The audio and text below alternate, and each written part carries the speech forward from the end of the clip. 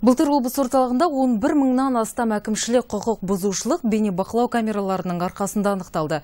Ізін суытпай 88 қылмыс ашылды. Мына мониторлар қаланың кез келген бұрышын көрсетеді. Қажет болса, ұсақ детальдарды да үлкейтіп көруге болады.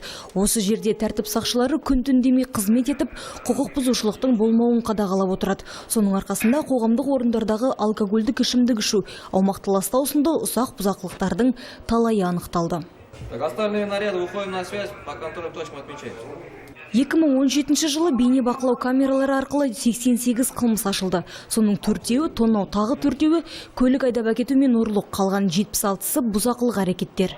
Өскемен қаласында бізде 97 бейнебақылау камерасы орналасқан. Оның ішінде Үлбі ауданында, районында 38 бейнебақылау камерасы, Октябрь районында 38 камера бейнебақылау орналасқан. И Кішітін районында 8 камера орналасқан. Және де осы бейнебақылау камерасы арқылы менің осында отыратын инспекторлар осы жылда 88 қылмыс ашты. Полиция қызметкерлерінің айтуынша, тәулік бойы мониторлар арқылы тәртіпті күзетудің арқасында қалада құқық бұзушылықтың саны азайған.